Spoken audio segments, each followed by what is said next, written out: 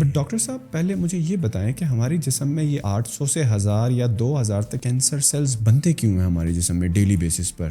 ہمارے معاشرے میں کرپٹ اور چور لوگ کیوں پیدا ہوتے ہیں؟ سسٹمز ویک ہوتے ہیں. ایگزیکٹلی سسٹم کی ویکنس ہے، یا ایسے مسائل ہیں جن کی وجہ سے لوگ جرائم کی طرف مائل ہوتے ہیں، یا کچھ لوگوں کے اندر ایک ٹینڈنسی ہوتی ہے وہ اینٹی سوشل ہوتے ہیں، سوشیو پیتھس ہوتے ہیں یا وہ سائیکوپیتھس ہوتے ہیں. اسی طرح انسانی جسم بھی ایک معاشرے کی طرح ہے جس میں بہت سے سیل ہیں. ہر سیل اپنا کام کر رہا ہے. جو پھیپھڑوں کا سیل ہے وہ آکسیجن لے رہا ہے، جو دماغ کا سیل ہے وہ ایک کرنٹ کو فلو کر رہا ہے، جو دل کا سیل ہے وہ دھڑک رہا ہے. ہر کچھ عرصے بعد کوئی نہ کوئی ایک سیل ایسی میوٹیشن سے دوچار ہوتا ہے، either due to exogenous factors کہ باہر سے کوئی کیمیکل آ گیا، کوئی کارسینوجن چیز آ گئی، یا اس سیل کے اندر خرابی پیدا ہو. جیسے معاشرے کے اندر کچھ معاشری عوامل آ گئے، یا انسان کے خود ذہن میں فطور آ گیا اور اس نے سوچا میں قتل کروں گا، میں چوری کروں گا، میں نہیں کروں گا معاشرے کے لیے کوئی کام، میں صرف اپنا جیوں گا، کرپشن کروں گا، رشوت لوں گا. اسی طرح سیلز میں بھی یہ چیز ہو جاتی ہے. وہ کہتا ہے کہ بجائے اس کے کہ میں باقی جسم کے لیے کام کروں، میں صرف اپنا جیوں گا، اپنا کھاؤں گا، بلکہ باقی کو کے حصے کا بھی کھاؤں گا. میں پھیپھڑے کا سیل ہوں، لنگ سیل ہوں، لیکن میں آکسیجن لینے کے بجائے اپنی گروتھ کروں گا، اور میں نکل کے